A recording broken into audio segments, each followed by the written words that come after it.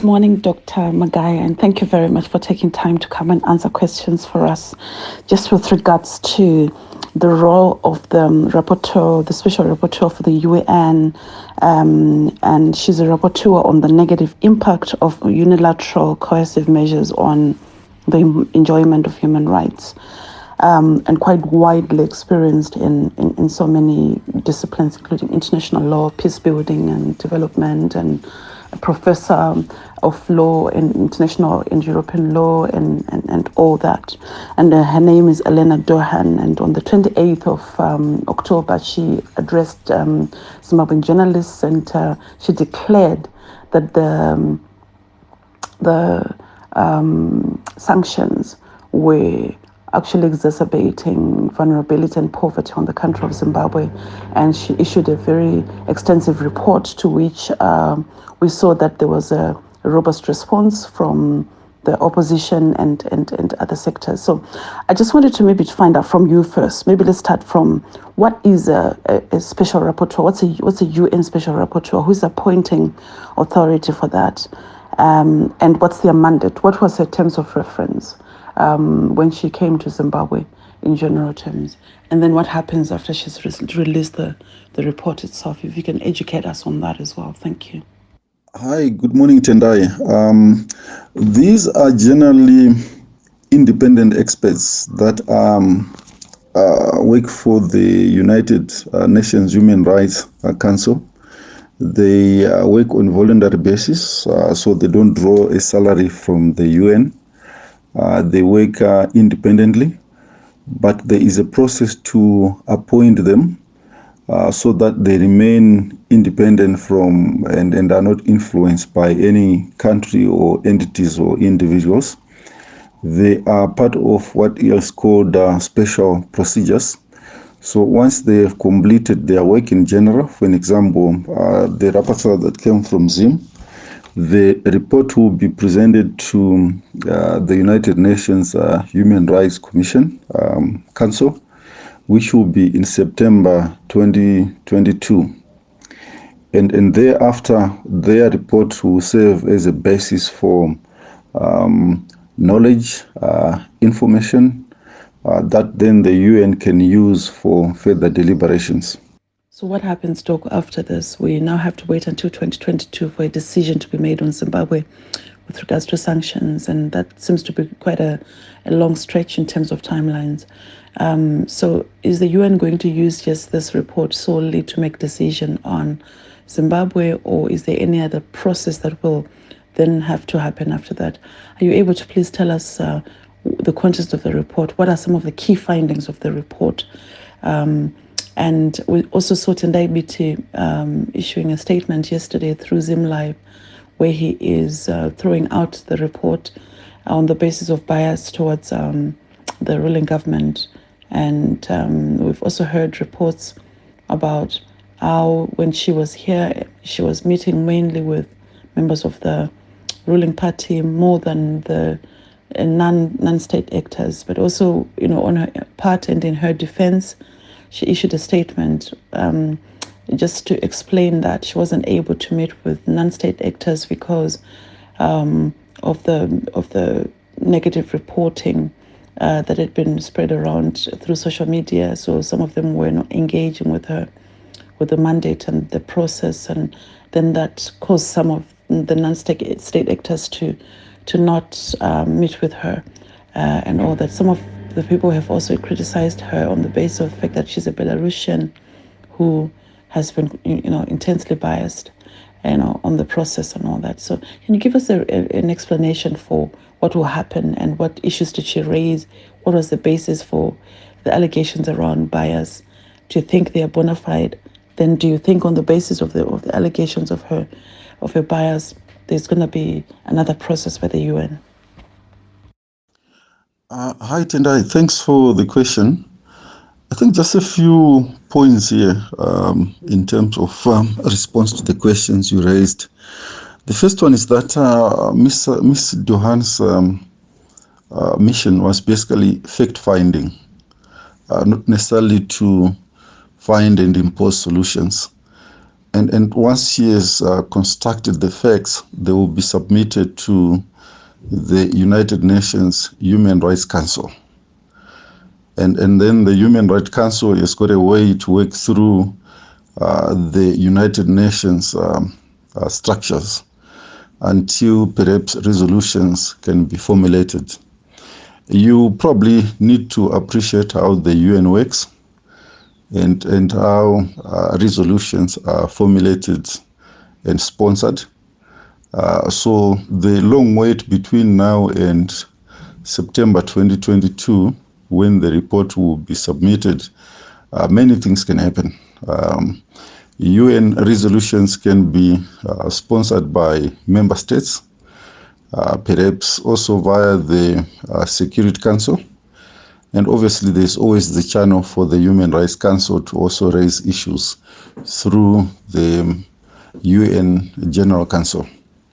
So, but you need to appreciate that generally United Nations processes take long. They are not a 1 month, 2 months, 3 months exercise. They generally take a long period of time. These are processes which are generally slow, but sure in terms of where they are going. In terms of her work, we need to appreciate that she was specifically appointed in March 2020 to focus on the impact of unilateral sanctions. That's her specialty, and that's what she has been appointed to do.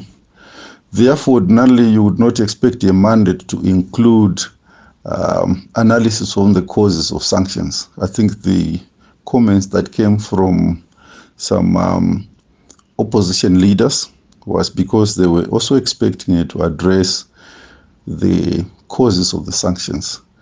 But her mandate does not include analyzing the causes of the sanctions. Her mandate is specifically focused on analyzing the impact of the sanctions. I think there is a vast difference between the two, and that was done for a very specific reason. We need to also appreciate that the issue of sanctions in Zimbabwe has been politicized to a large extent. We have the causes of the sanctions and the impacts, but both the causes and the impact have been weaponized to achieve political goals.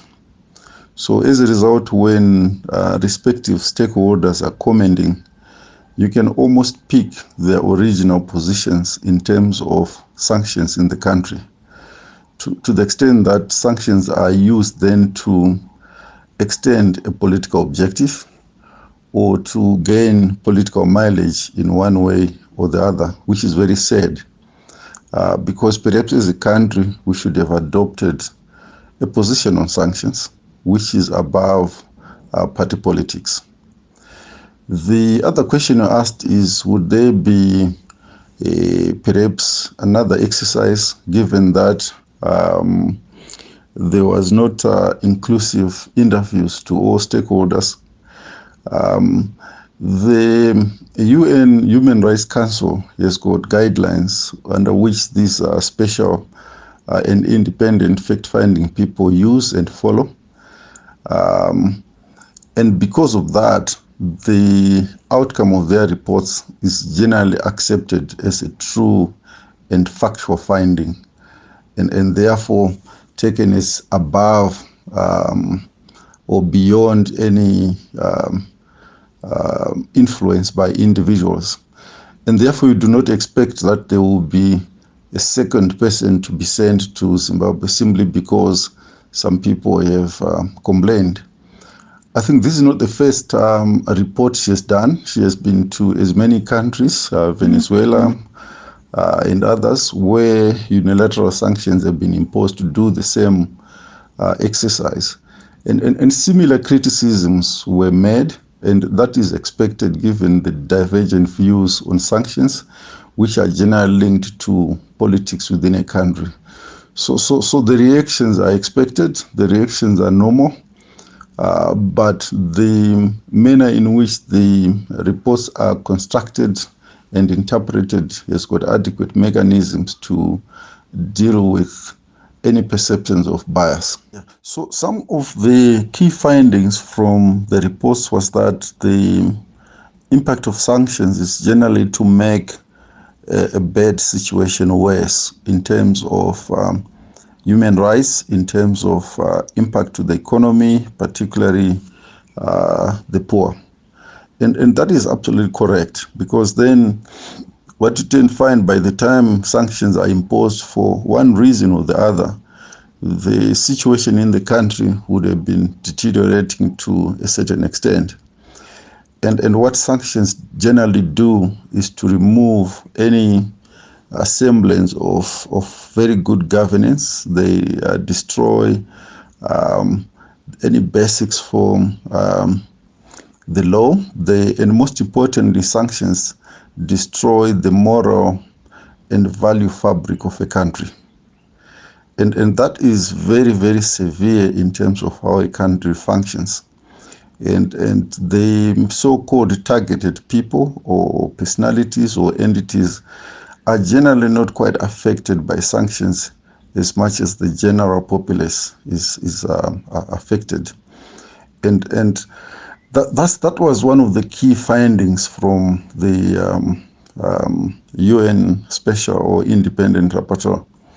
And also one of the findings from the report was that there is a need for dialogue in order to resolve any issues that would have caused sanctions. I think that's as far as she went in proposing solutions to the cause for the sanctions. Doc, there's a very interesting point that the report highlights, which is the issue of overcompliance. And I think overall, her report says that sanctions and various forms of overcompliance, sanctions have had an insidious ripple effect on the economy of Zimbabwe and on the infringement of fundamental human rights, including access to basic essential services like education, employment, and other important livelihood services that Zimbabweans would need.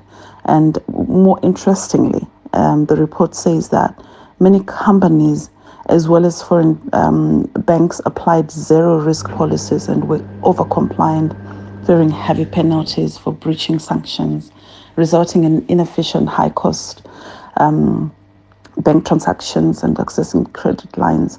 And also she says sanctions were fueling corruption, money laundering, and over-reliance on the informal sector and all that. What's your comment on that? Because this doesn't sound like the Zimbabwe I've heard about in the last maybe time immemorial, actually. Because what we've heard from opposition and critiques of the Zimbabwean economy and all that would have been something completely different. To actually hear that there has been some strict compliance by the banks and other institutions is pretty shocking to me. These findings don't sound like they're describing the Zimbabwe that I've heard about, by the critics and all that. So, what's your comment on this issue of compliance, and then its impact on the economy itself and on the livelihoods of the Zimbabweans in general terms? And now that this has been said, what does that say about the position that has been propounded by the opposition over the last few years and all? So are we saying that there has been an exaggeration of our situation? Are we saying that the government has not effectively communicated on the efficiency, or the business community probably has not had a proper voice with regards to their situation and their efficiency in the way they've been doing things? We've heard over the years that the informal sector is being caused by bad and poor economic policies. We've heard that the only human rights violations that have been active in Zimbabwe would have been what the government has been doing, and nothing to do with the sanctions at all. But the report seems to be highlighting some really interesting findings as well. So what's your comment on that? Thank you very much for the very good questions. And indeed, everything that you raised is a statement that is actually correct. I think just starting with over-compliance and what it actually means.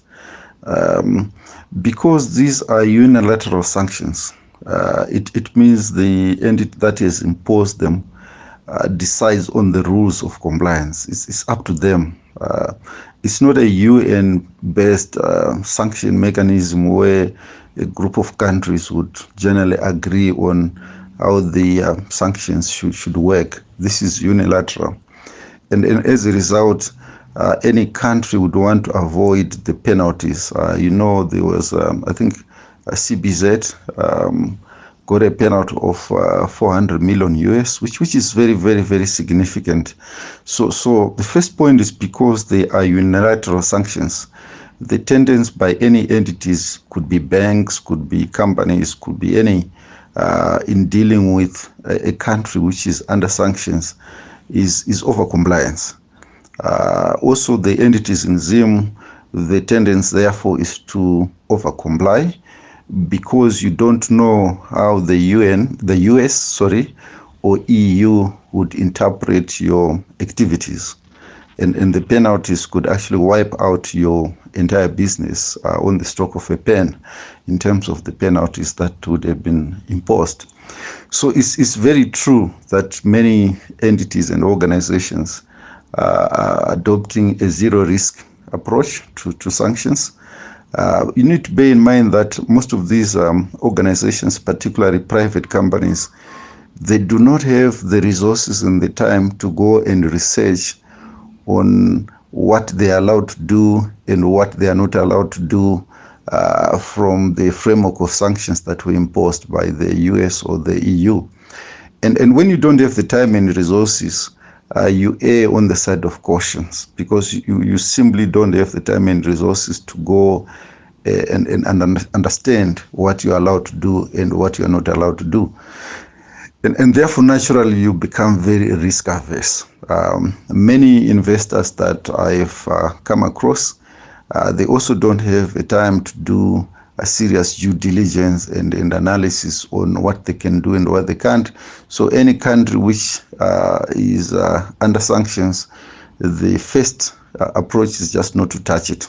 Just don't go there, because you are not guaranteed of getting your profits, you are not guaranteed of getting your dividends, you are not guaranteed of even getting any return on your investment. Anything can happen because these are unilateral sanctions.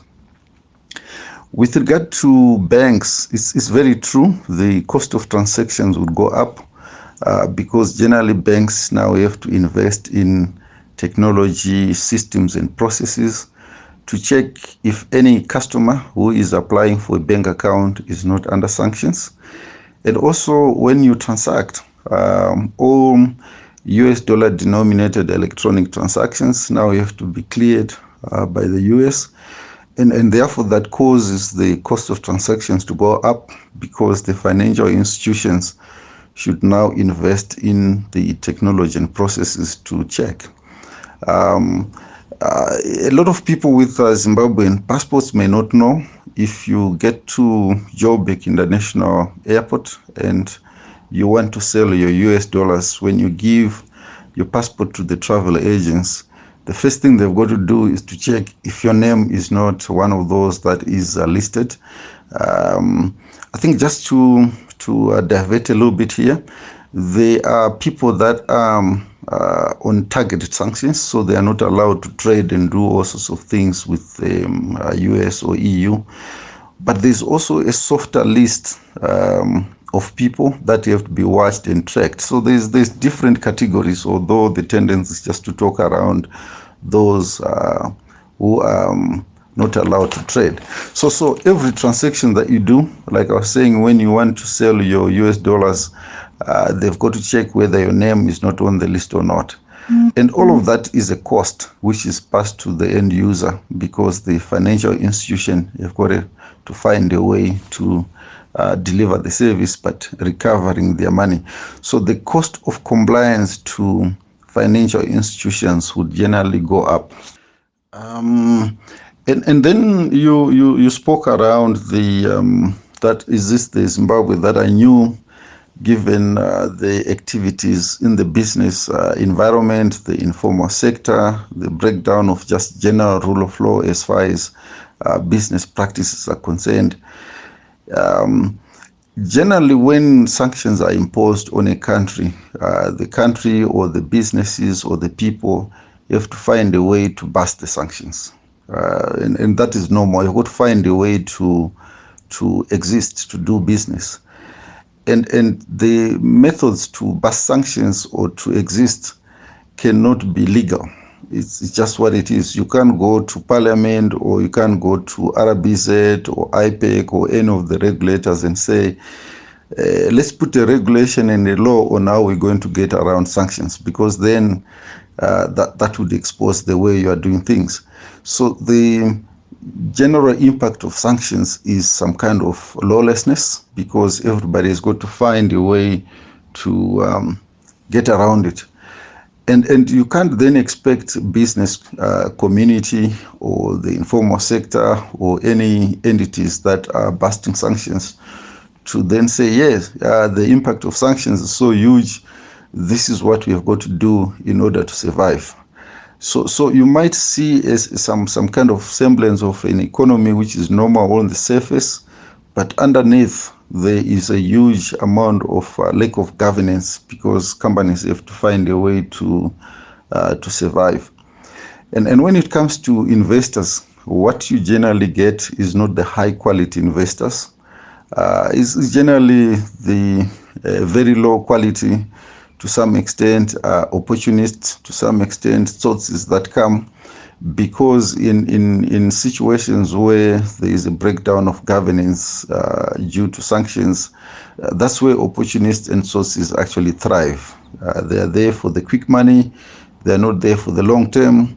They are not too worried about the high risk of sanctions. What they actually see is a very high reward. So it is very true that even if the statement is these sanctions are targeted, the impact on business practices, business values is much deeper than people would realize. It's generally a serious breakdown. And perhaps it's done intentional. When the US or EU say these sanctions are targeted, that is just generally a statement on the surface. If they were targeted and not as impactful to the nations, why would they use them? My view is they use them because they know that the impact is much more severe than it looks. So it will take us a very long time to recover, not just from an economic growth perspective, but to recover in terms of the corruption that would have been fueled by sanctions. Because for these companies to survive sanctions, there is a tendency, therefore, to do perhaps unregulated things, to do illegal things, and to an extent to do corruption. I know in the past there was a big talk around how Ian Smith managed to survive sanctions during the UDI period and the like. But when you analyze all of that, what he was actually doing to some extent was underworld kind of activities in order to survive. One of the good examples of how the business community is also affected by sanctions is that for big infrastructure projects, in the past you'd have international tenders that would normalize pricing, that would bring some measure of transparency, and that would then therefore bring benefit to the country because you're getting the infrastructure at competitive prices. But because of sanctions, a lot of the international vendors or service providers are no longer keen to participate on tenders in Zimbabwe. You could argue the reason, but at the end of the day, some of these organizations are therefore doing over-compliance. They don't have the time and resources to check what is allowed and not allowed, and therefore the best and safest route is not to participate. When that happens, the cost of infrastructure in a country goes up, because only a few bidders who are actually focusing more on the rewards and therefore overpricing would participate. And also associated with that is funding, because then generally infrastructure should be funded by low-cost finance. But due to sanctions, that funding is no longer quite generally available. And I've seen many companies using internal cash flows or short-term loans to fund infrastructure, which has got the impact of increasing the cost of finance. So what we have seen in general is only a few players, perhaps from China and some from India, participating in our infrastructure projects, and perhaps only a few from South Africa. And this has had a tendency to increase the cost.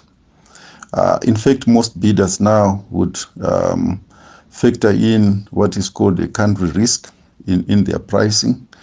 And this has got a tendency to increase the cost of any projects that we do. A lot of financial institutions, such as banks, would generally require access to credit lines, access to cheaper capital from the so-called international community or from the international funders. Because of sanctions, this has dried up significantly. And again, one could argue that this is caused by the so-called over-compliance, where these financiers in the rest of the world simply don't have the time and resources and care to figure out how they can go past the sanctions issue, because it takes quite a bit of time to understand what you can do and what you can't do. And because there is no source of cheaper funding or credit lines from banks, it makes it difficult for you and me and the average person to then approach a financial institution locally and get a loan, for a cheap loan to buy a house, to buy a car. I don't want to oversimplify this, because it's also linked to the stability of the currency, but some people also argue that currency instability is linked back to sanctions, and it becomes chicken and egg. But the impact on service delivery, quality of education, quality of health, simply because local financial institutions cannot access cheaper funding, cannot be underestimated.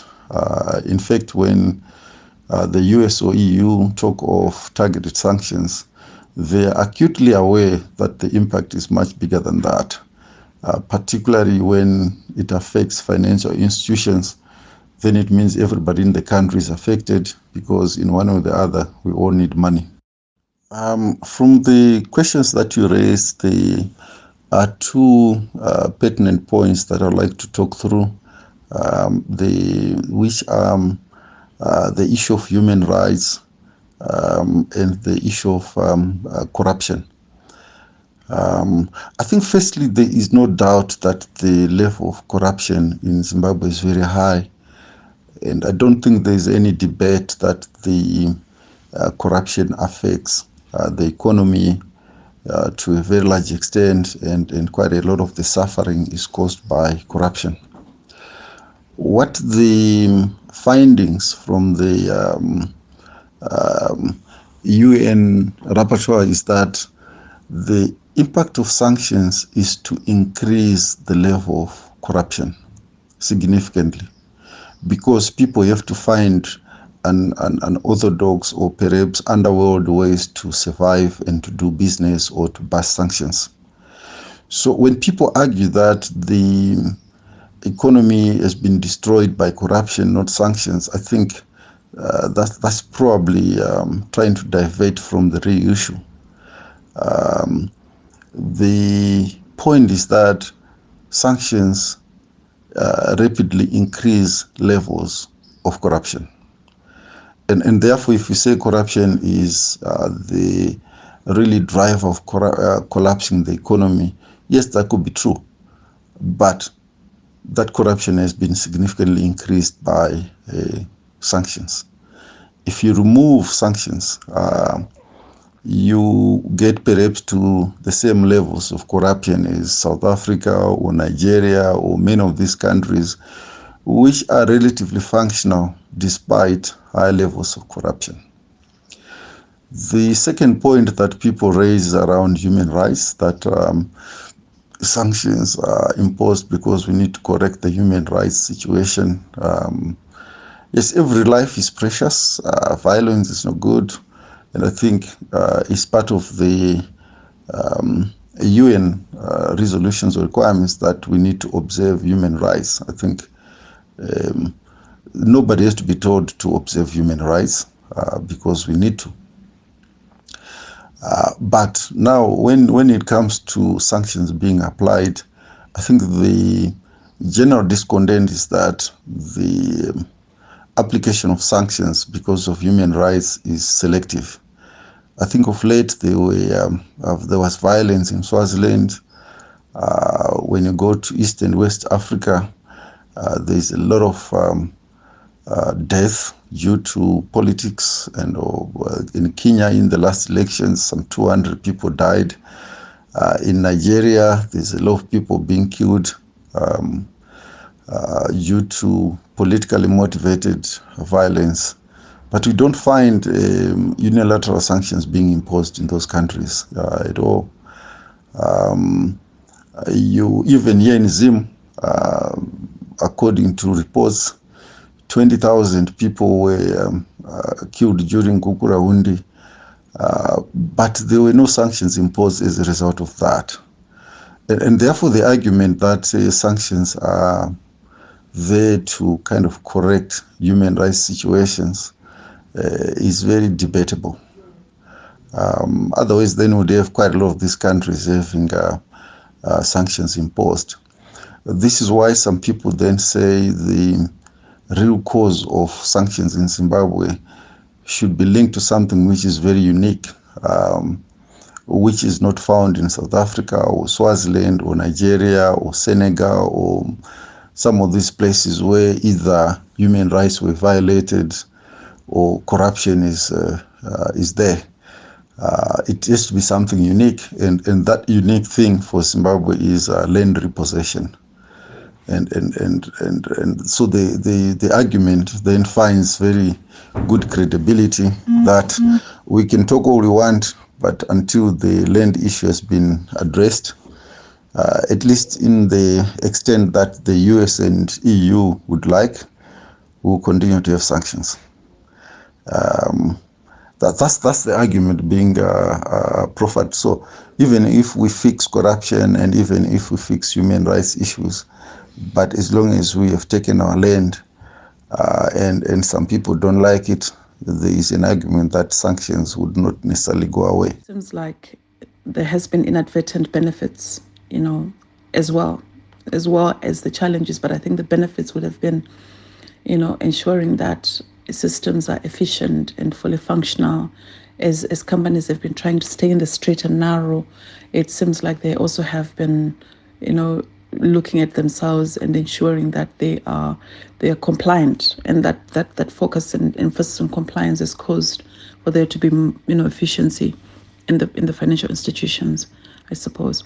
Doc, the report itself does not talk about the structural causes of the sanctions. It only just looks at the impact of the sanctions.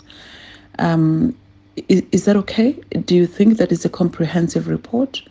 What do you think would you say are the causes or systemic causes or root causes of the sanctions themselves? And also she seems to also make a recommendation around structural dialogue among stakeholders, which is stakeholders including politicians, opposition, and non-state actors in terms of the way forward. What do you think about this suggestion as well? We have heard people like Jonathan Moyo coming in. He's a strong critic of the government, for the obvious reasons, but he's come along and really speaking on the side of the government in terms of the sanctions. And we've heard, just various calls from across the sectors that would have known to be quite opposed to the government coming along, really in support of the need for the sanctions to be busted and all those kind of things. But we've heard, certain elements of the opposition really sticking to the straight and narrow, and certain sections of the media, I know that 𝙏𝙚𝙖𝙞 and all that have been, questioning the reasons for the sanctions to be taken out and all those kind of things. So what do you think about this whole thing? The whole momentum around this whole thing. Do you think that there has been a shift in thinking? Do you think that this could be a starting point of convergence in terms of system building or national governance and all that? Where are we at? Is this a watershed moment for Zimbabwe? Not only just in getting the global community to rethink how they've perceived, Zimbabwe since the Mugabe era and now into the new dispensation, but just also to do with, for Zimbabweans internally, in terms of re-looking at ourselves and looking and finding, areas for possible convergence as a way of rebuilding the relationships going forward.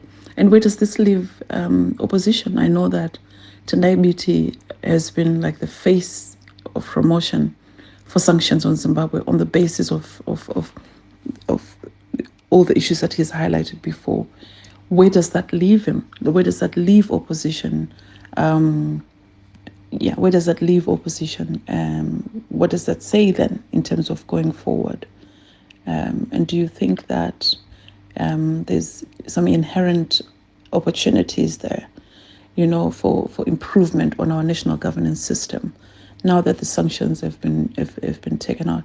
Will be taken out. Have been challenged at UN level by an independent person, and because I believe that this lady is independent.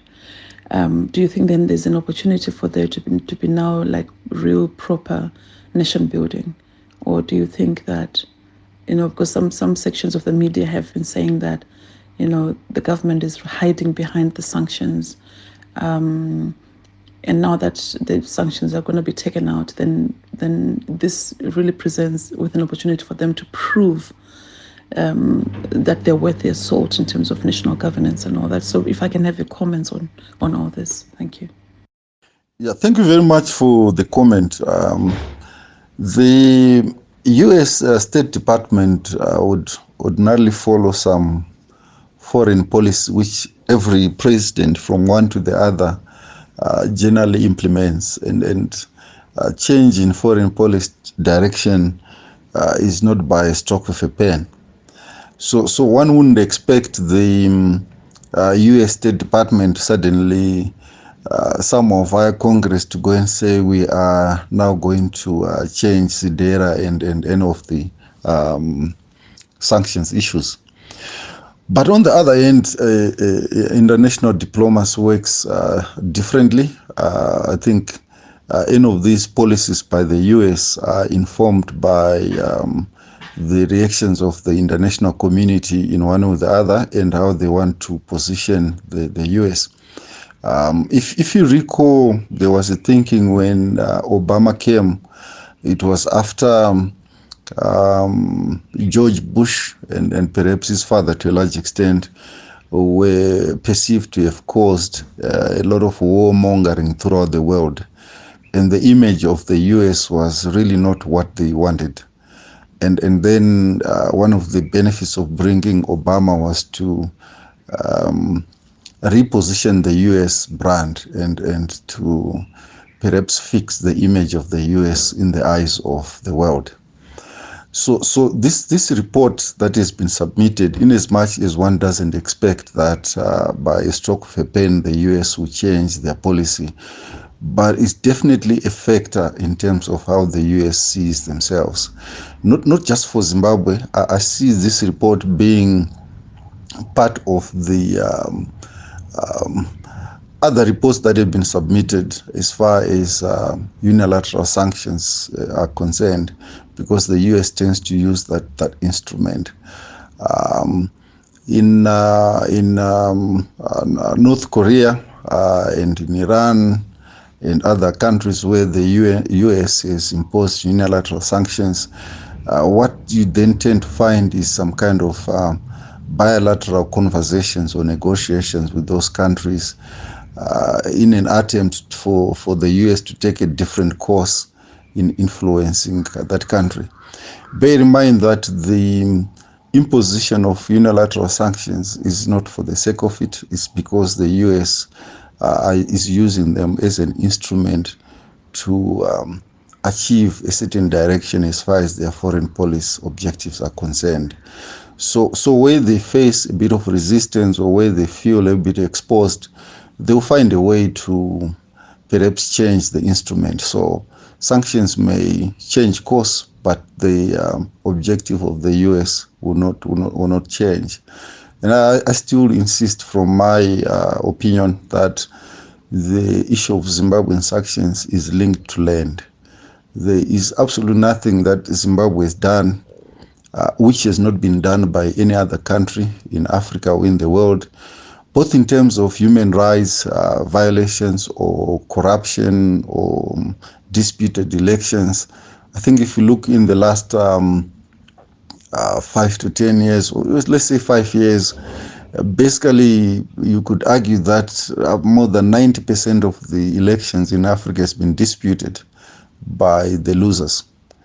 But there were no sanctions imposed. A lot of people are being killed due to political violence or any other reasons, but there are no sanctions imposed. So, and corruption is very high in many parts of Africa. Zimbabwe is not the worst country in terms of the corruption index in Africa, but there are no sanctions in those countries. So it comes back to land, which I think perhaps the US or the EU was not quite happy with the repossession policy or process. If you go back in the history of Zimbabwe and the causes of the liberation war, one of the key questions was actually land. It was never the one man, one vote, which came through perhaps in the late 70s due to the rise of nationalists. It was largely the land question. And Henry Kissinger's foreign policy in the 1970s was one of the key ones for Southern Africa, was to avoid a Bush to a state house, a scenario where these so-called socialist guerrillas would walk into the state house. And the preference was a negotiated settlement. A negotiated settlement would ensure that the British or the Europeans and Americans would retain a certain level of control in the political and economic affairs of the former colonies.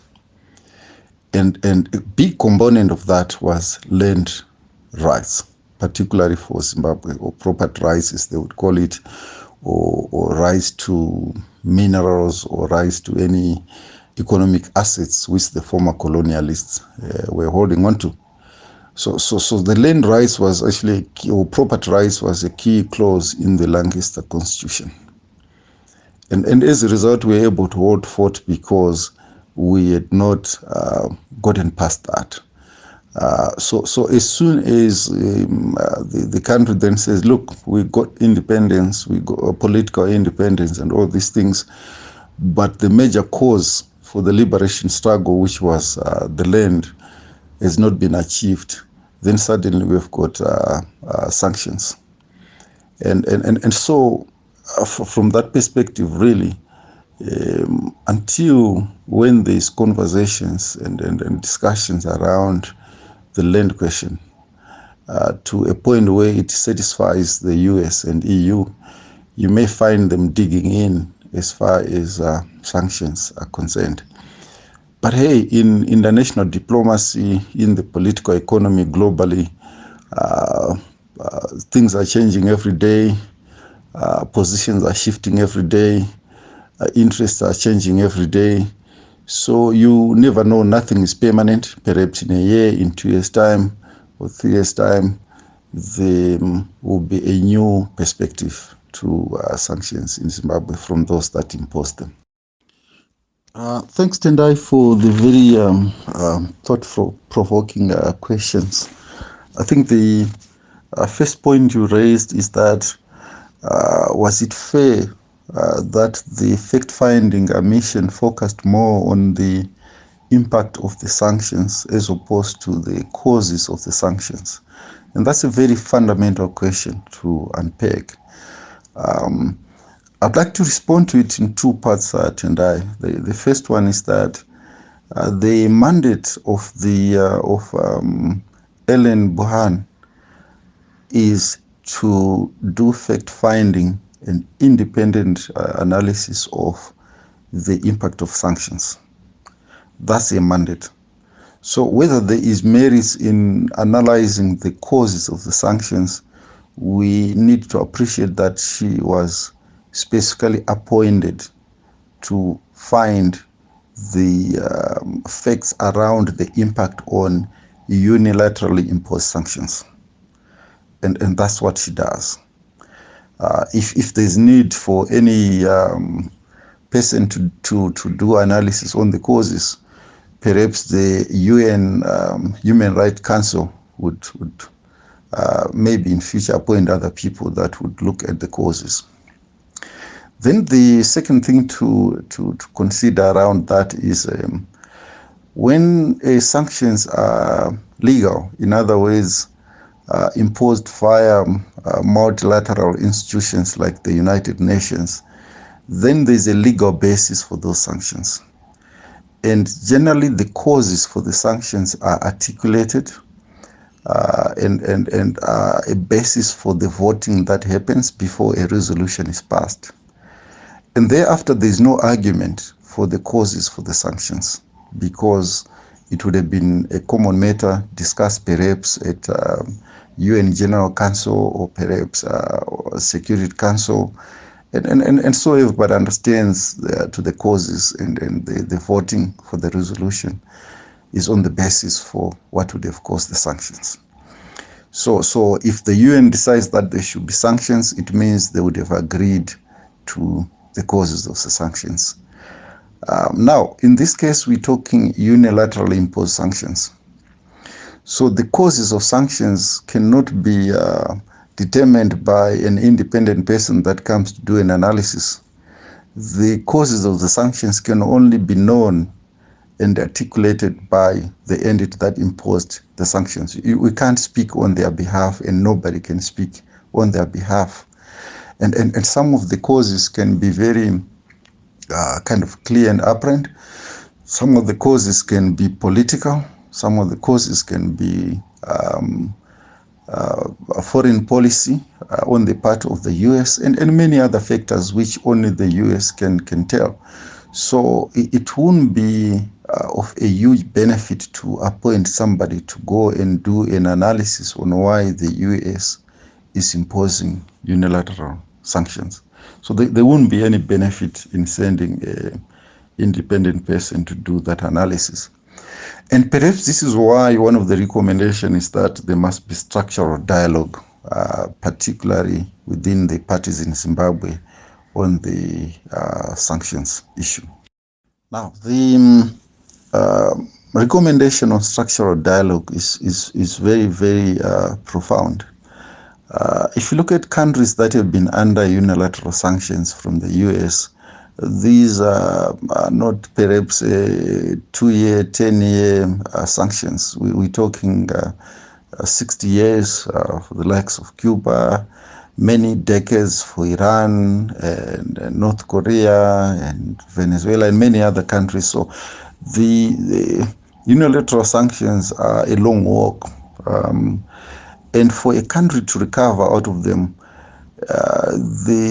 perhaps from empirical evidence, the most effective way to recover is through internal structural dialogue by parties, so that the country stands together to fight the sanctions. As long as a country are divided in terms of sanctions, there are some that say they must come, some say they must go. The impact of sanctions is severe because it's very unlikely that as a political party, let's say ZANU-PF or MDC on your own, you could significantly influence the US foreign policy to the extent that you could convince them to remove or easily impose sanctions. So for us to resolve the impact of sanctions in the country, the first and most important step is to converge and unite so that we have common solutions around it and we don't sell out our positions. That to me is fundamental, and no matter which way we look at it, as long as we are not converged, it's very difficult for us as a country to mitigate the impact of sanctions on the general populace. Appreciating that where politicians are coming from, some of them are using sanctions as a way to advance their political agenda, and even if it's at the expense of the common man in the street, some people don't really care. They just want to advance their political agenda and get somewhere into a position of power. And once they're there, they can figure out what to do next. So we need to converge. We need to stand with one voice. In fact, if you look at Iran, you look at Cuba, you look at North Korea, you look at even Afghanistan, the reason why these countries were able to kind of sustain some momentum or survive or to progress in certain sectors is because as a country they took one common position and converged around the impact of sanctions and what they need to do together to fight sanctions. And that's very important for the country. Even for those that are lobbying for sanctions, hoping that then perhaps they would score some political mileage, sooner or later they will realize that there won't be any country to lead, even if they get in power tomorrow, because the impact of sanctions is not just economic, it's destroying the moral and value fabric of a country. So you'd at some stage take over a country that has got no moral fabric, and that's not a country. The level of corruption is now beyond politics, so it doesn't matter who gets in power. When they find a country which is generally corrupt, from schools to churches to companies, in fact the level of corruption in private sector is worse than in public sector. Although we talk public sector also because of political agenda, but it's worse in private sector. And so that's a bad country for any person to aim to take over on the basis of advancing sanctions. I asked you a specific question around where this leaves opposition. And Tendai BT, the Honorable MP, having been at the forefront of perhaps lobbying for sanctions, and the basis for his argument is largely on the causes of sanctions as opposed to the impact of sanctions. In other words, then the impact is collateral damage. What we should focus on is the causes, and that's his argument. Some people may say, no, that's advancing a political agenda. Some people may say it's correct, but he is focusing on the causes of the sanctions, and therefore that the cause justifies the existence of sanctions. You need to go back to the formation of the MDC in 2000 thereabout, where in some quarters is seen as the formation was a reaction to the land repossession process or program. And therefore some people that were affected and people that had interest in land who felt they were losing out basically converged and funded the formation of the MDC for right or wrong reasons, but that was their argument. And then you need to say, okay, what is the value proposition of the political parties in Zimbabwe? So if ZANU-PF is saying our value proposition is land to the people and indigenization and all sorts of things they talk around, but at the core of their value proposition is that we need to empower people, and the key to empowerment is land. Land is the economy, and the economy is land. Land is the most basic means of production that you can find. Land is the most basic means of getting to any economy. Without land, there is basically nothing. Therefore, that forms the basis of the value proposition from ZANU-PF, which then goes back to the liberation struggle. And then you've got the opposition with a very different value proposition, which is around change and democracy and human rights and things like that.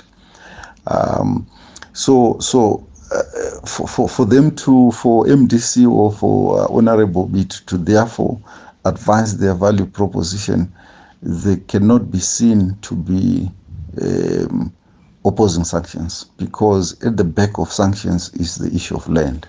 And the issue of land is at the core, or one of the core reasons at the formation of the MDC in 2000. Now, the impact of this report from the UN Rapporteur is that the opposition will perhaps dig in even more. I don't see how MDC would change their position simply because there's a report. Of course, it exposes them. Of course, it kind of weakens the perceptions of the public.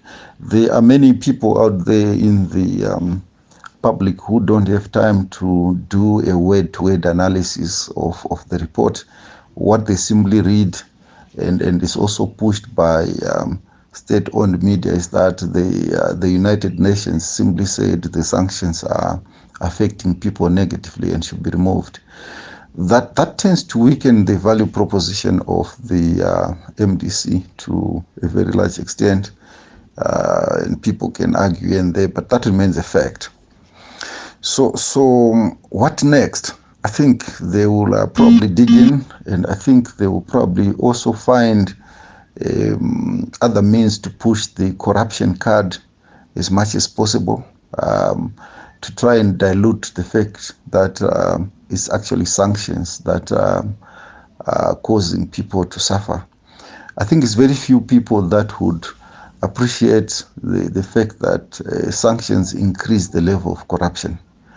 But perhaps what the MDC would simply push is the fact that, look, corruption is too high and that's why the country is suffering, therefore remove the ruling party because it's causing corruption. Whether then that makes the opposition get in power or not, that's another topic.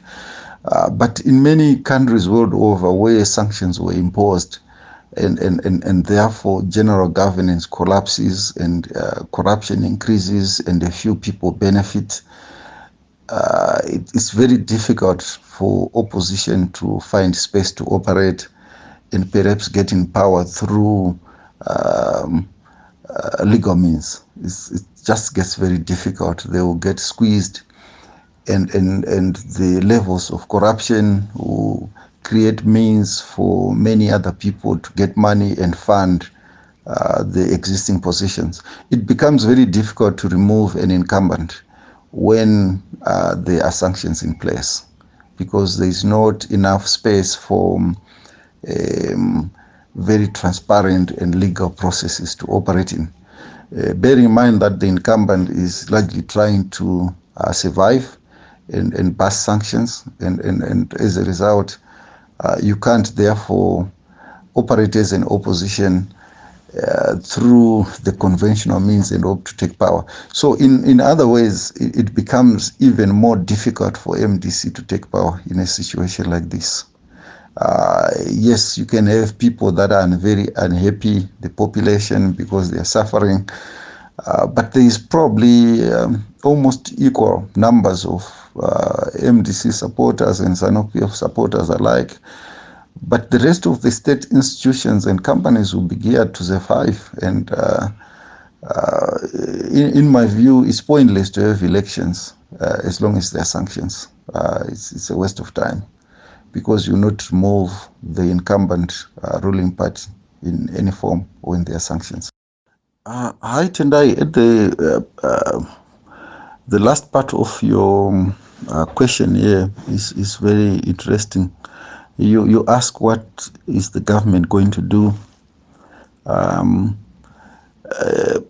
My sense is that sanctions are war. It's a state of war, especially when they are unilateral. It doesn't matter really what is the cause of the war, but what matters is that a unilateral war has been declared. And then when you ask what is the government going to do when a war has been imposed on them, that becomes $1 million question. I think, yes, in the past we used to have military wars, First World War, Second World War, or Liberation War, where guns were used. And worldwide, we then moved to the Cold Wars between the superpowers. It wasn't so much of guns, but other instruments of war.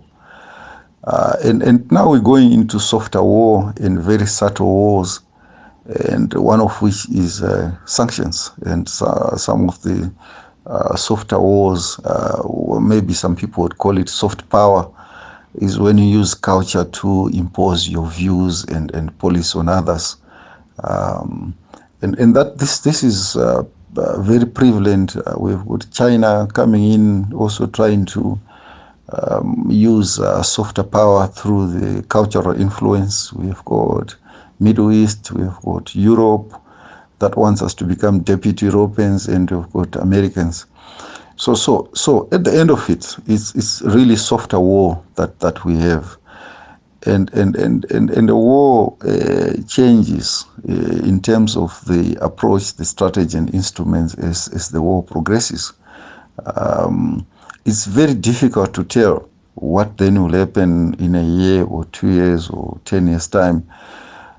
But from empirical evidence existing, sanctions are not a short-term haul. It's not a 5-10 year thing. You look at a very long period of time in terms of their existence and impact. Even when you comply, as Honorable BT and the MDC would say, okay, just comply with what is required and sanctions will be gone. It actually doesn't quite follow. If you look at Sudan, al-Bashir was under sanctions, and then he was removed. The new government pledged to pay $700 million in compensation for the reasons why sanctions were initially imposed or something like that. But look at it now. There was a coup this week, and the incumbent was removed. So the implications of sanctions in terms of political stability and the economy cannot be reduced to a matter of just complying with what has been required by those that impose them. Because as long as their interests are changing and the agenda is changing, they will change the reasons and justification for it. I can't necessarily direct link to the coup in Sudan to sanctions, but somewhere at the back of it, one needs to appreciate that al-Bashir was removed, and people thought, okay, we are now moving, and obviously some people funded his removal, and then one would have thought, okay, because they've the new government had agreed to pay back or comply with some of the things raised by the US, one would have expected stability and sustenance of the government that came in place. But look at it now, they're gone. And there are a few other examples in Latin America and the like, where a specific country, I can't remember a name, They also tried to comply in one or the other, but it was shifting sands.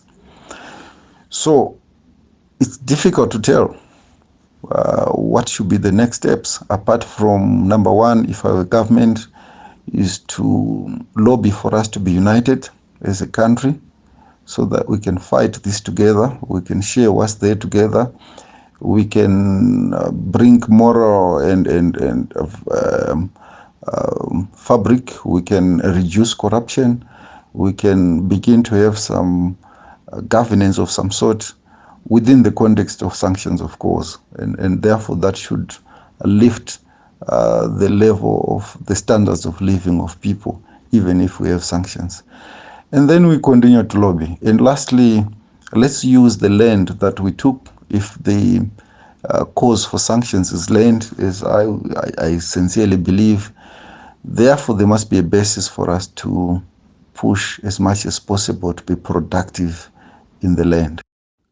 Thank you very much for the very detailed comments and a very valuable contribution in terms of knowledge and learning about US ideology and how sanctions fit into that equation.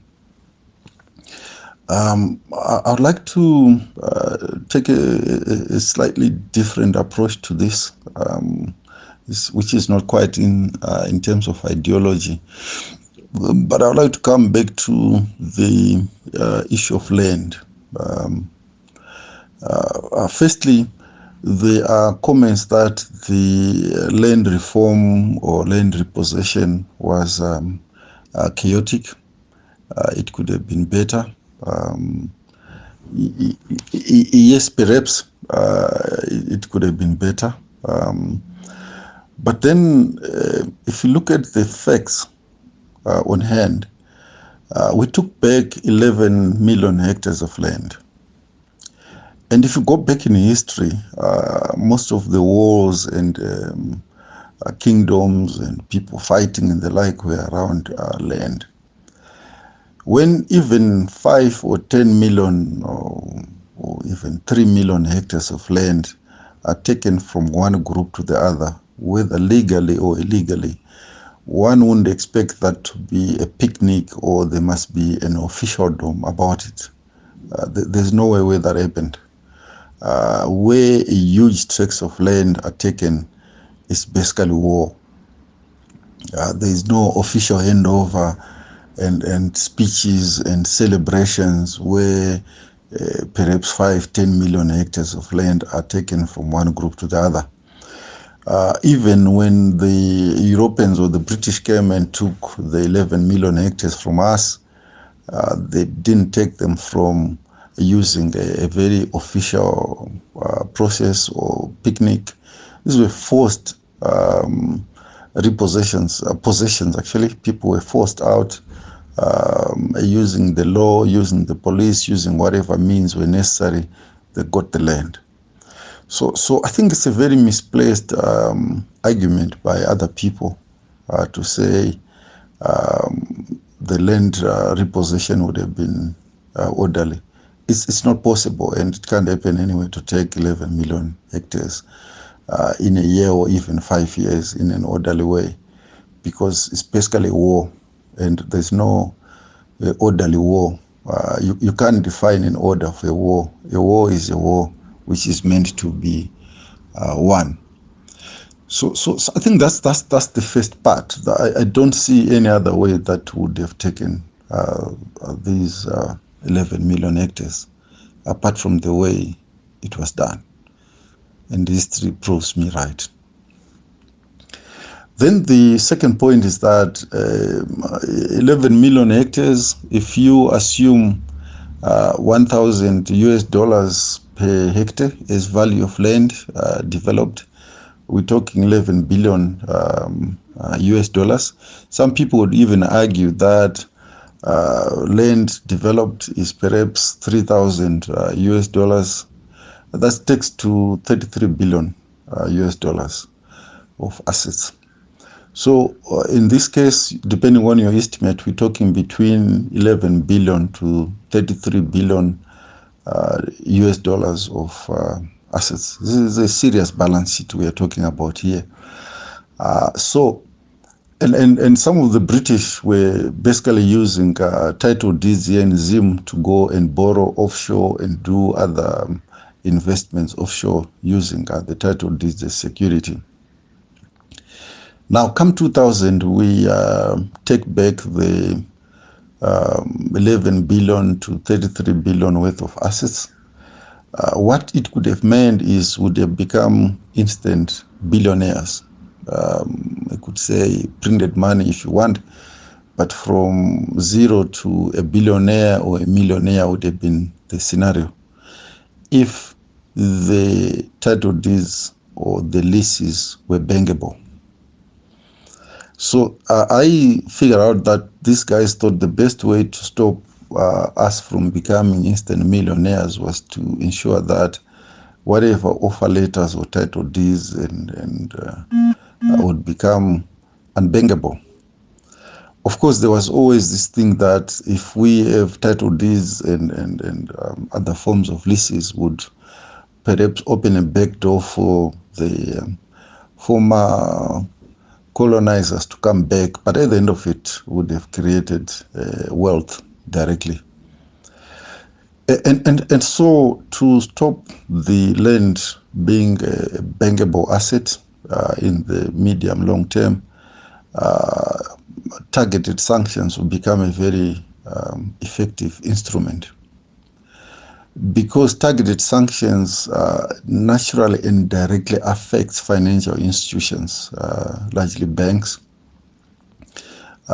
If a bank is seen to be accepting a lease or any form of documentation that uses land as a collateral, their rating is significantly reduced and they can't access funding from international funders. They then immediately lose out on correspondent banks and many other things. In other ways, you can collapse a bank to zero in a second if you were to lend to people that are using these offer letters and leases. So sanctions, therefore, immediately affected banks. And when banks are affected, the land title becomes unbankable. It doesn't matter what form it is. In other countries like Mozambique or Tanzania, 99-year leases are bankable. And so this is the direct impact of sanctions. And one could argue that the reason for sanctions was linked to land, in as much as then financial institutions would be affected and therefore stop our land being a bankable asset. And therefore would push us back to a point where we can't produce in the land, because agriculture is very capital intensive business. Without money, you can't do much on the piece of land. So here we are now with the land, but without production, without capital, without anything. But it's a route that we have got to follow. There is no other route around it. You've got to develop internal capacity and internal ways for us to make the land productive. But of course, the unproductive land is caused by many other factors. Where I come from, the majority of our neighbors, there's 2 or 3 people left at the farms. The majority of people are in town now, loitering around, doing not much. And that tends to even reduce the labor available to produce. In other words, now we've got 1 person at the farm and perhaps 3 or 5 in urban areas doing nothing. So 1 person is left to feed 6 people. And meanwhile, that 1 person at the farm is not mechanized. It doesn't have access to capital in order to replace the labor that has migrated to town with machines. So it's a very complicated scenario, but only when we start working together as a country do we get ourselves out of this problem. Doc, so this is a question that I have been grappling with, since the formation of this group, because I understand that people are quite set in their ways in terms of, what side of politics they want to be aligned with. And some people are quite neutral. They're actually fence sitters and all that. But I want to engage you on this very important topic. And I think this is timely for us to start talking about it because you've introduced it. But also because I think I firmly believe that this is a watershed moment for Zimbabwe, post the whole discourse on the sanctions and how this has played out and how the stakeholders have responded and just the general dynamics around it politically. Doc, what is your rating of the political performance of the political parties the main political parties that we have at the moment? We have ZANU-PF that's been in power since 1980, and as you said, really the value proposition would be the issue of land and being able to give back to Zimbabweans what belongs to them that had been taken away from them by the aliens and all those kind of things. On the other hand, we've got this new wave of change that would have come through 𝙏𝙚𝙖𝙞 and really selling the agenda for change and democracy in Zimbabwe. And then we've got formation of everything else that came after 𝙏𝙚𝙖𝙞. I acknowledge the existence of other political parties and their authenticity and all those kind of things. But I'm just going to focus on the ZANU-PF MDC. MDC is an opposition outfit in general, but led by Chamisa and all that.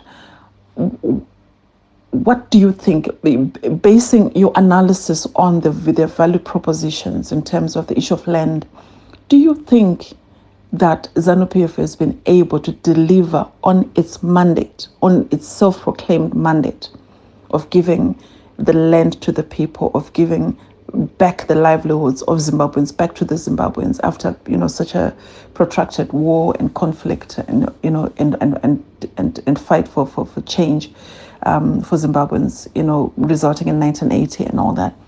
Do you think that and I want you to analyze it from the perspective that post 1980 Zimbabwe was a post-conflict country and fragile country, even though obviously the whites would have left systems in place and all those kind of things, but there was a lot of learning, a long road to travel on by the new government led by Robert Mugabe and all that. So I don't want to take that away. I've worked in fragile states on a global level, so I understand that post-conflict countries are not that straightforward and all that.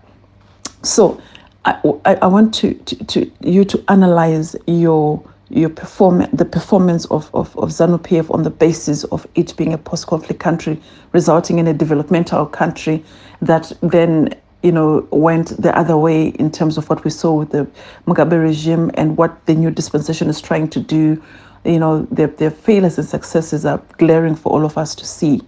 But I think because of how vocal the opposition has been in terms of highlighting the negatives and all those kind of things, we've probably come to a stage where we only perceive what's negative and what's not working well. But we've seen some really positive developments that have happened in the country, infrastructure development. I was talking to somebody in the last week that was saying the government is working extra hard to incentivize the health professionals so that they don't go to other countries by developing housing estates and all those kind of things. Somebody was telling me that Zimbabwe, I think, is got the highest number of chemical weapon analysts, I think, in the world. All those kind of good and positive things we don't hear about at all because we just are seized with negativity and toxicity around us and all that. Rightly so, but sometimes I think maybe it's over-exaggerated, to be quite honest with you. Okay, so on the other hand, we've got opposition party led by 𝙏𝙚𝙖𝙞, post his demise, Chamisa, and the entire crew of opposition MDC alliance and all that. and their mandate really is, to bring in change and democracy, and to bring in value back to the Zimbabweans, and value that has not been delivered by ZANU-PF and its mandate and all that.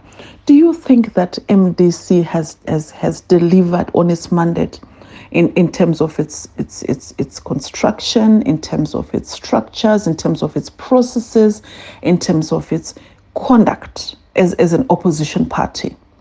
And then my third question then becomes, what is your perception on the model of democracy that's operational in Zimbabwe at the moment?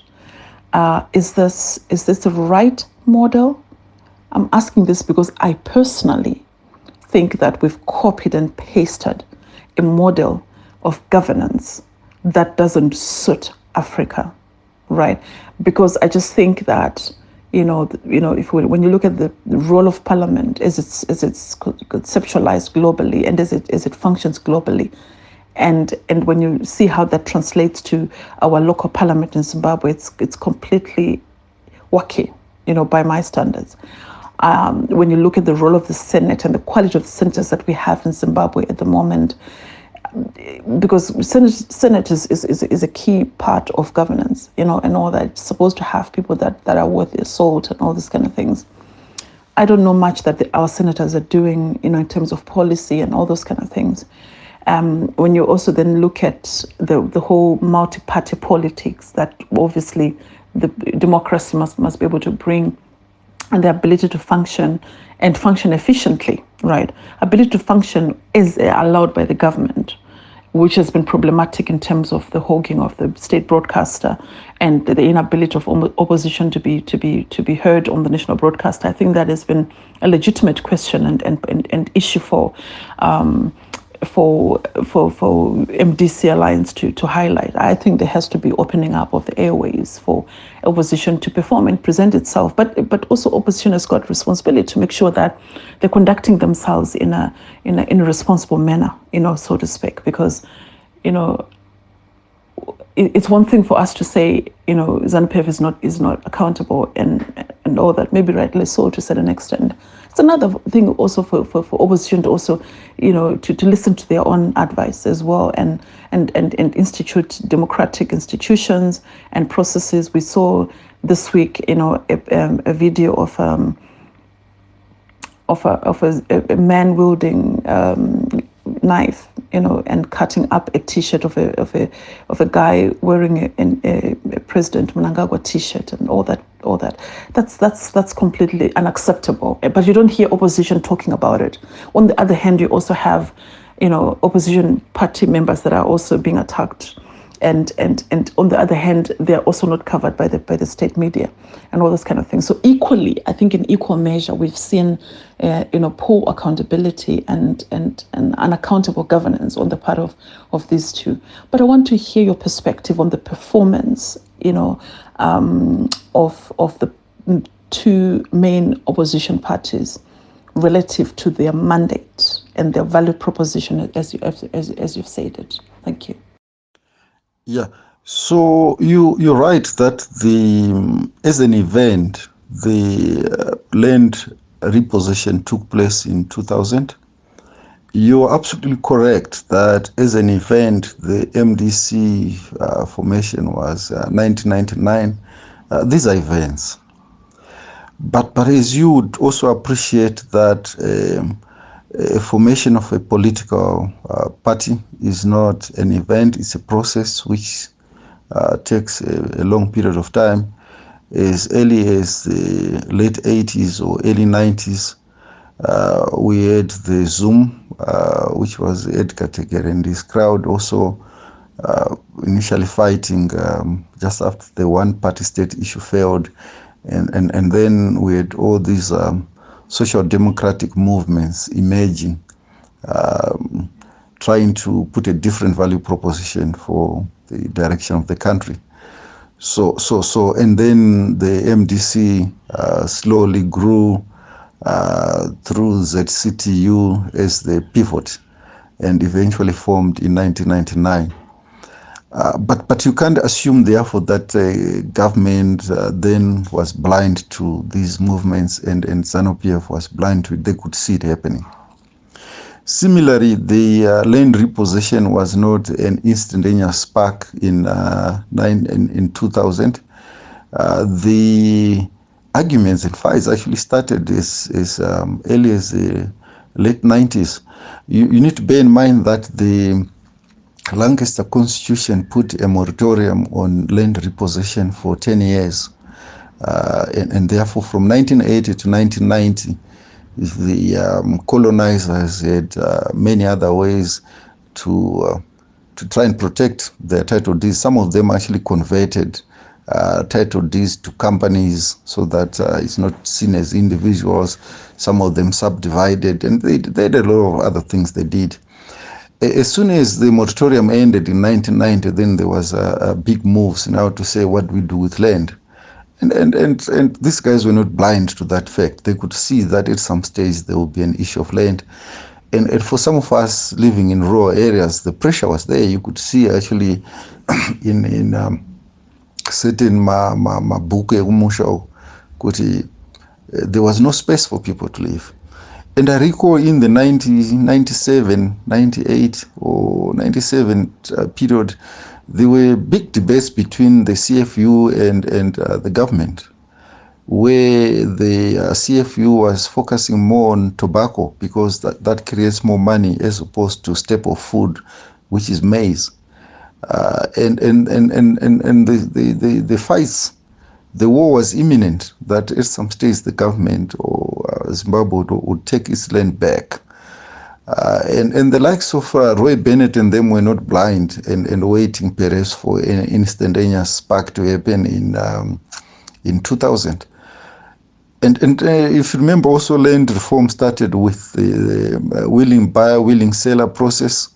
A few resettlements were done in the early 90s, and that process was going nowhere. And these guys could see at some stage there's going to be a battle around land. It's the same as in South Africa now. A lot of South Africans, white South Africans, are even running away to Australia and many other places, abandoning some of the land because they could see what is coming. So my point is that the CFU, Commercial Farmers Union, and any other bodies representing white farmers, as early as 1995, 1996, they could predict what was going to come. And when it came to 1999, they knew already that it's a matter of time before land repossession takes place. And so when the MDC was formed in 1999, it would make sense that all those forces that were opposed to government for whatever reason, or opposed to ZANU-PF for whatever reason, one of which would include land, would join forces. And this is why, at least from my perspective, that the big funders for MDC formation were actually ex-Rhodesian farmers. And unless if you explain what could have been their motive, because these were not social democrats, these were capitalistic farmers. So what would be the motive for Roy Bennett or Eddie Cross or some of these big capitalistic former Rhodesian or whatever you call them? What would be their motive to team up with social democratic movement? What would be their justification to fund the social democratic movement apart from land? Because in the space of ideology, I don't see any common denominator between a capitalistic former colonizer and a social democratic movement. You bring a very interesting concept there, Tendai, around assessing the value proposition for political parties. Sometimes it's just reduced to what then one would call a manifesto. But perhaps the word value proposition is more business-like-ish, and it's a little bit more the look, the feely-willy and look of it sounds much better than manifesto. I personally think that this is where we lose it as a country. Any political party that wants to get in power should do it on the basis of a better value proposition to the people. And the better value proposition is not achieved by being violent to another party, or by insulting another party, or by repression.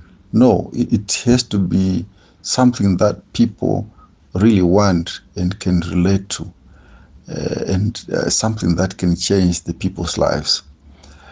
A political party doesn't have to be in power in order to propose a value proposition that resonates with people.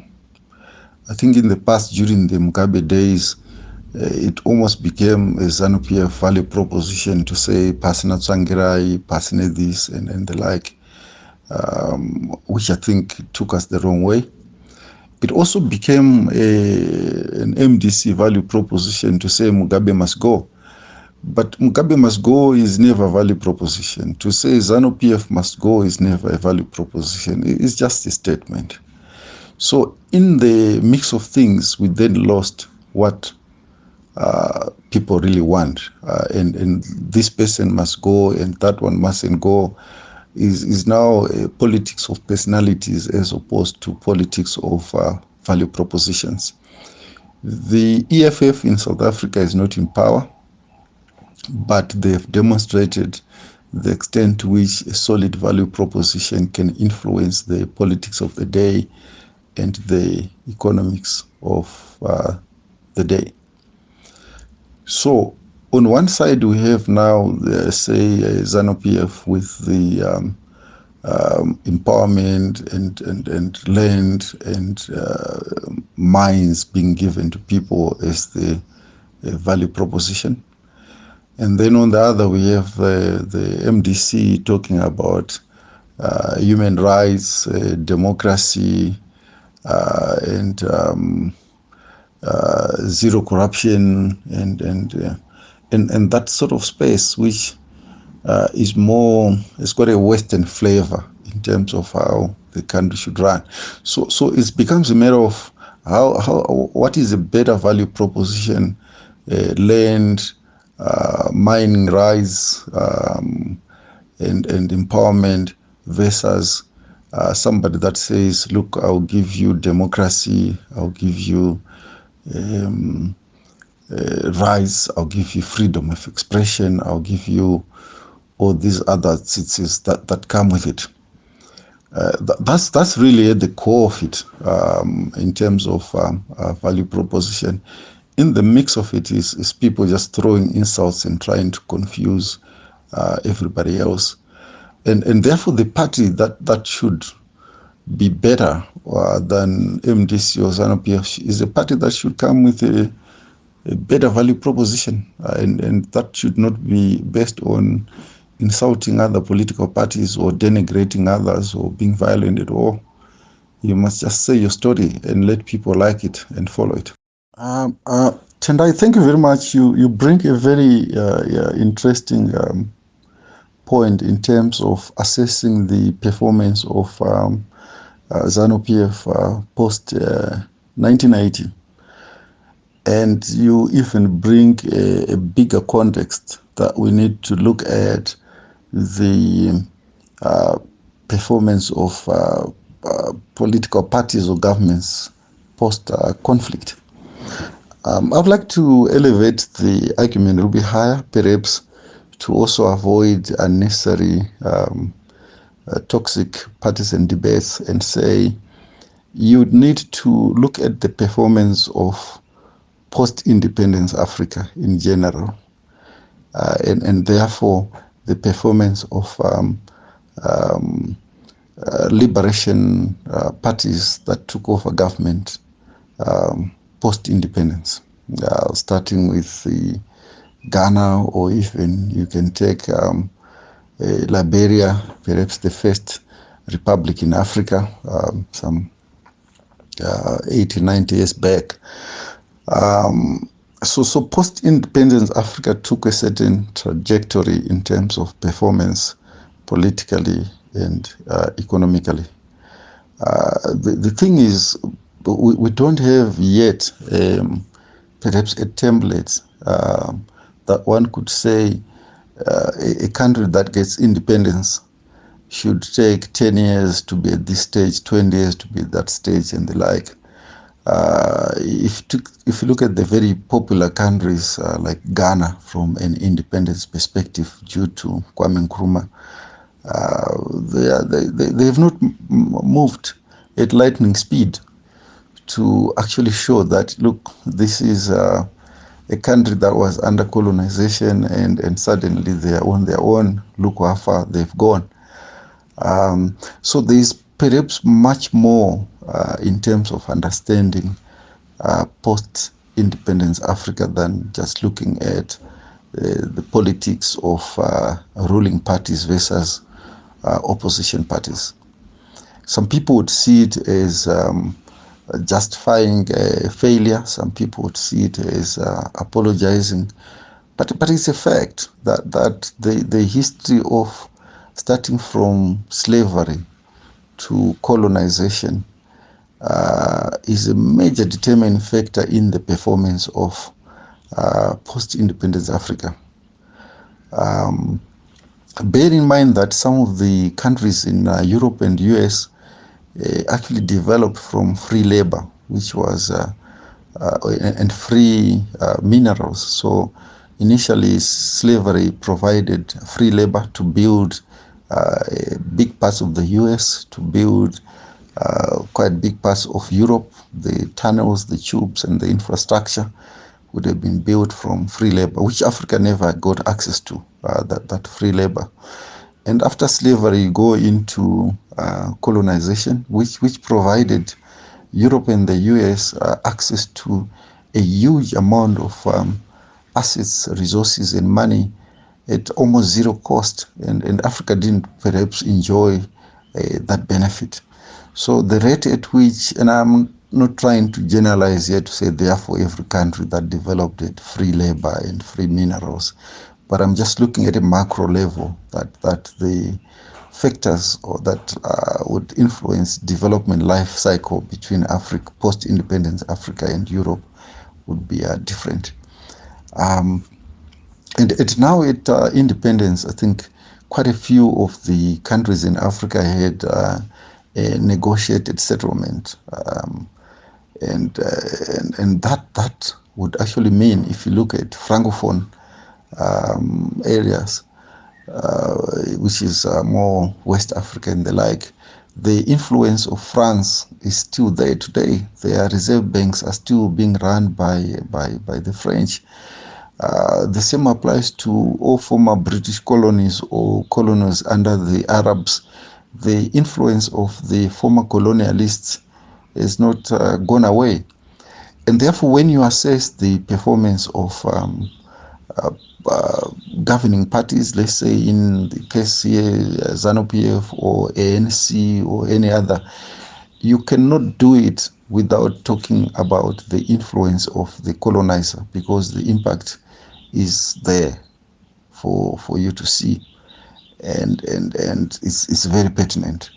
To the extent that for Zimbabwe, I think between 1980 and perhaps 1990, I think we had some good political independence. We had money for social investment into education and health and the like. But I'm not too sure if we're really quite in control of the fundamentals of the economy and in control of even state security.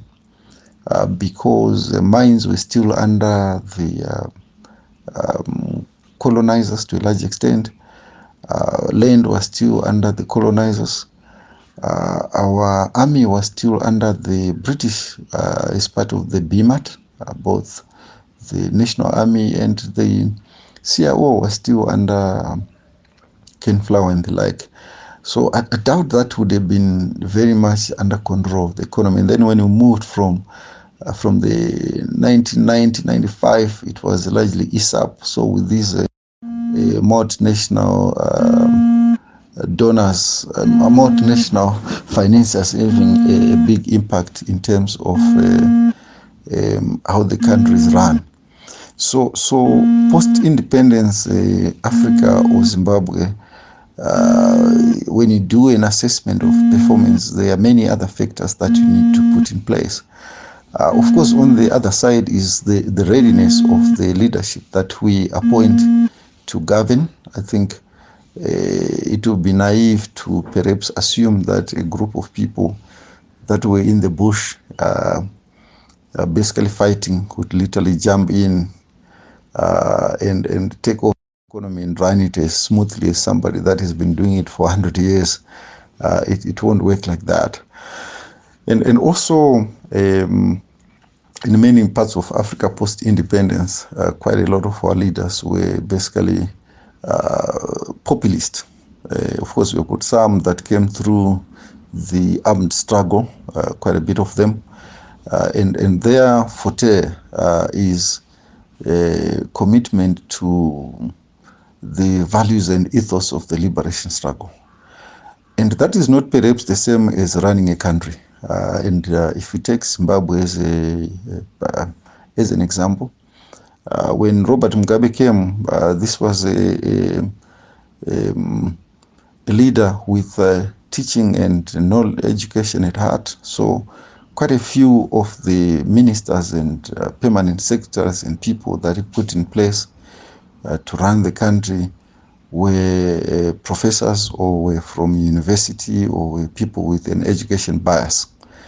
But that doesn't mean somebody with an education bias from University of Zimbabwe being a professor is therefore best placed to run the country.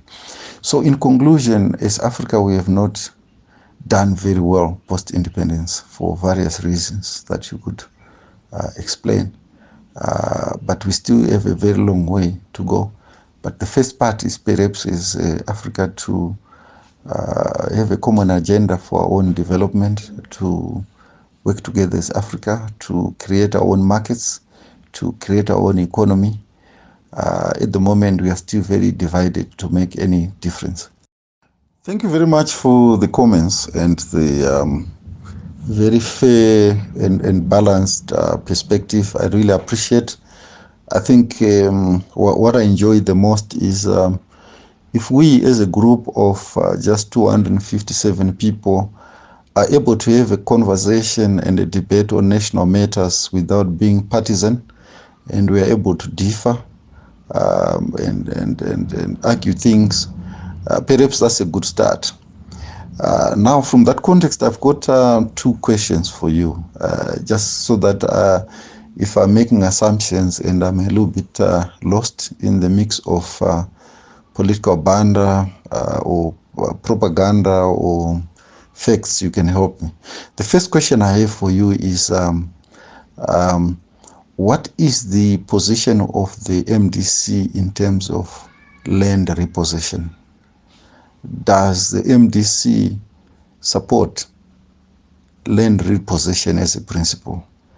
And here I'm not talking about the manner in which it was done and whatever the case, but is it supported that land should have been repossessed and given to us, full stop, without compensation, and those guys had to go? That is the first thing that I need clarity. Perhaps then I can understand better certain things. The second question I have for you is, what would have been the interest of white capitalists that owned farms in funding the social democratic movement? And perhaps the opposite question is, why would the social democratic movement of students and labor accept to go in bed with people that I would call had dirty hands?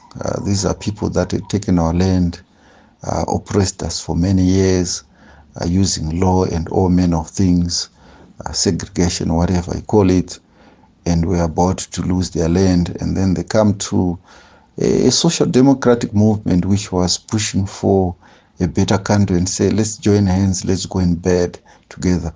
Why would these very clever, determined social democratic leaders accept to go in bed with such a character.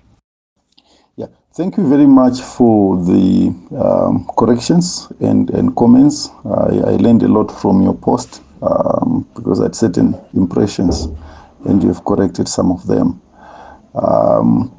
Let me start with the area where I would agree with you to a very large extent. I would predict that perhaps the next struggle or the next biggest political party or whatever I call it will be formulated on the basis of land.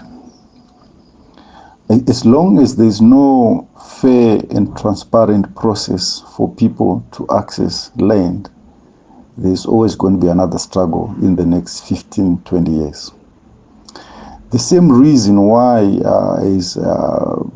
Black Zimbabweans were to rise to take our land, which was taken by a few, and that there wasn't a fair and equitable process to access land. That same scenario would arise in future if there's no fair and equitable and transparent way for anybody to access land. If you ask me today, how would my grandchild access land? I actually don't know, beyond them using what we have. But that applies to an average general Zimbabwean. I'm sure the approach is you go and make your application to the Ministry of Agriculture, and then they would identify land for you and give you. But that's not a very fair, transparent, and easy way that a ministry would determine issues of land. As long as a few people go title deeds, hold leases, whatever I call it, there's always going to be tension. There is absolutely no justification why a certain person or political player today would have 2 or even 100 hectares of land and I don't have, simply because they were there in 2004, 2003 to get it, does not justify a person to have so many hectares of land whilst I do not have. We have to come to a point where there is a transparent and fair and equitable process for anybody to own land, whether it's title deeds or lease. I know Prof. Moyo was talking quite a lot about sanctions and how they are linked to land. But why would Prof. Moyo have hundreds of hectares of land and I don't have, and you don't have, and any other person don't have? Is there a process for us to compete for the piece of land that he has got? Can you put it in the market so we can buy it? And so that conversation has got to come at some point. Of course, you need to go through step by step. The first step was to take the land back to its rightful owners. So the whites are gone as far as land is concerned, and now we have it. But it doesn't follow that the people that are owning land now, therefore that's the end of it. Because that question has to be asked. Why you and not me, and how? And what happens to the next generations? Does it mean the smaller number of people with land now will continue to own it and pass it to their children and children and children and children? How about the other people? How does that work? That question has to be addressed in one or the other. Is it a matter of government just taking pieces and parceling them out to people who they like? Or is it a question where land will be identified, demarcated into pieces, and everybody can apply and access it in a very fair way?